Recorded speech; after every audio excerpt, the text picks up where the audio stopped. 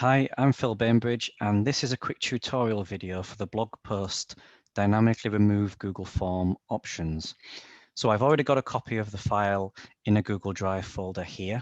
So I have the response sheet and then a Google form that I want to link that to. I'm in edit mode of the Google form here. What I've got is I'm just collecting an email address, and then I've got a number of appointment slots. And what this script is designed to do is to remove an appointment slot once somebody has selected it and submitted the Google form so that it's not available for the next person. So if I go to the Google Sheet responses, in here, when somebody submits a Google form, the information will go into this sheet and into this table here. I've then got the options sheet, and what this is down the left-hand side, a copy of all the appointments from the Google form, the quota that I have decided how many times I want the appointment to be selected. So for instance, I only want one person to be able to select each appointment slot before it disappears. And then this column is called left. And what it is it looks at the response sheet. And if it sees one of these options available, it takes away one value. So it would make it 0, which means the script knows then that if it's been taken up, that it needs to remove that particular appointment slot. Then I've got the config sheet, and in here we need to enter the URL for the Google form. So if you go to the Google form in edit mode still, and highlight the URL there and paste it into the sheet. That's so the script knows which Google form it is linked to. The one other thing we need to do is create an on-form submit trigger so that the script knows when to run. So I'm going to go to Tools, and I'm going to go to Script Editor. And along the left-hand side here, I'm going to go to Triggers.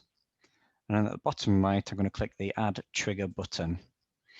Now, the one thing to change in here is select event type, and we want to select on form submit, because that's when we want the code to run when somebody has submitted the form.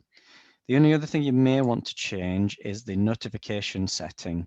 So if the script doesn't run for some reason, it will send you an email. You might want to set that to immediately rather than there be some sort of delay. So once you click on Save here, you'll get an authorization pop-up from Google to check that you're happy that you want the script to run and connect to your account. I've already done this, so it'll just go straight through to the form. But once you've submitted it, you'll get this page and this entry here like that.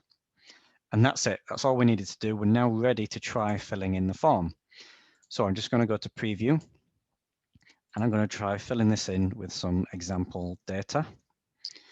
So what I'll do is I'll pick the 11:30 appointment slot and submit the form. So if we now go to the response sheet, we can see the entry there that's just simply been recorded from the Google form itself, 11:30. But if I go to the Options tab, importantly now I can see that the formula for left has changed and recognizes that that appointment has been taken. So it sets itself to 0, which means the script knows what it needs to have done as well. So if I go back to the form and try to fill it in again, you can see now that the 11:30 appointment slot has disappeared. Okay, so this script is quite a nice, useful way to be able to do that.